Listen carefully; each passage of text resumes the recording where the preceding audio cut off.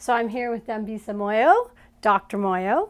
I actually just wanted to start this conversation. We're going to talk about your book, The Edge of Chaos, why democracy is failing and how to fix it. That's right. But I just wanted to start by asking you what motivated you at this moment to write this book.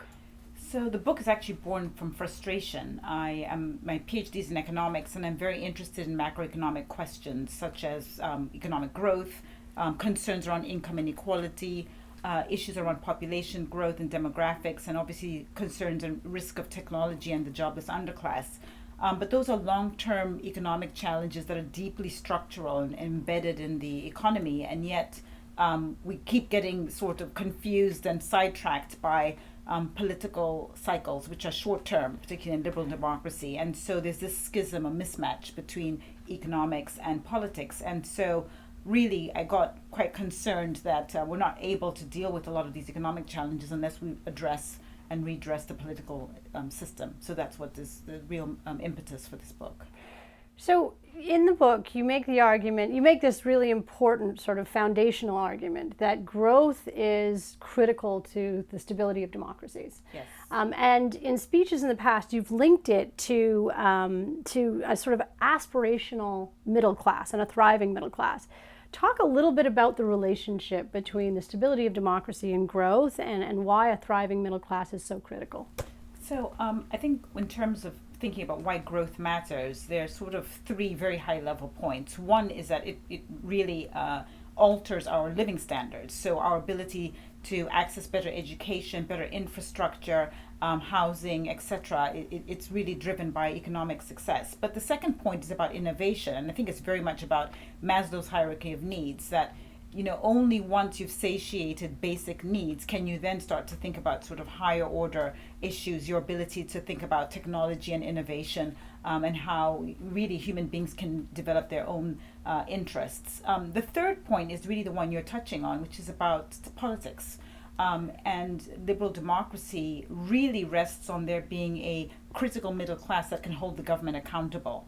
And without that, studies have shown that the government is able to be easily swayed by people who've got a lot of money. In the United States, for example, just 158 families, according to the New York Times, contributed over 50% of the political contributions to the last presidential election. That kind of dichotomy creates this sort of a plutocracy where very few people end up controlling public policy. And what we really want is there to be a big enough middle class where participation rates are higher, much higher than the 50% that they are in the United States today. And that requires people to be certainly at a level of per capita income that allows them the freedom to do and to engage in the political process. So why is it, do you think, that I know that the stats are pretty staggering, where 77% or so of households that make over a certain amount do participate in the electoral process, and those who fall below the poverty line, it falls below 30%, I think. Right. But in some ways, you'd think that in a democratic system, those who have the most need would be most motivated. Why do you think it is that they don't participate in the electoral process? I think it's largely economic. Right. I think there are other aspects as well. I think there are concerns about whether or not the government really stands for them. And there's a Pew survey that argues that 80% of Americans do not trust the government, the federal government, to regularly do what's right. So already there's a sense that the government's not working for them. Real concerns about the legislature and Congress being in gridlock, the judiciary really having different criminal justice systems between people who are white and or rich versus black, other minority groups and poor. So people just don't have faith in the system. But I do think also it's just pure economics. Some people, the cost of having to stand in line on a Tuesday afternoon, if you're making minimum wage and you're paid by the hour, it's considerable. And getting to the polling booths, etc., really the costs add up. And so I think it's really just a monetary decision at a very basic level. So, I want to bring us to the point of talking about globalization. Yes. You talk about globalization in the book and its effects and the people left behind by it. but you have an interesting twist on it. Your argument sounds like more globalization is better, but what we have is kind of a half-baked globalization in which we have limited the potential upside effects of globalization with subsidizing industries, limiting the restricting capital, and never really extending it to the mobility of labor. So help us understand why more globalization would be better and may have prevented some of the side effects we're seeing now.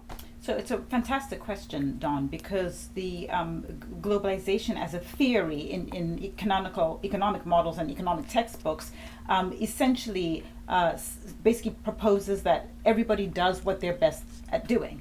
But the example of subsidies, for example, essentially means that governments are providing underwriting different industries to provide goods and services that they're not the most efficient and best at doing. And there are many millions of people around the world that have suffered from the consequences of this sort of half-baked globalization. It's not just here in the United States with manufacturing, but also places like many African and South American agriculture farmers have also suffered the brunt of that, because subsidies in the United States, farm subsidies, but also the common agriculture policy in Europe has meant that those farmers in developed countries are protected. So this is very far off the ideal of globalization that I think does and could generate significant upside and economic improvements. But there's another element of the weaknesses in terms of how globalization has been applied that I think is critical for us to think about. So it's absolutely the case that the United States did benefit from the globalization process over the last several decades. But the question is, what did they do with those proceeds? And Jack Ma from Alibaba has talked a lot about this, that the money that, multiple billions, maybe close to $1 trillion worth of value was taken and really invested in fighting wars in Afghanistan and in Iraq. If that money had actually been earmarked for infrastructure development, which we know is ranked D+ according to the American Civil Engineers survey, or if it had been invested in education in a meaningful way, so not just in a cash dollar way, but also just really proper allocation of capital in a way that would be effective, I think that we would have seen a very different path of outcomes. And unfortunately, that's not what happened. And so the consequences and the narrative around what globalization has done has become incredibly negative.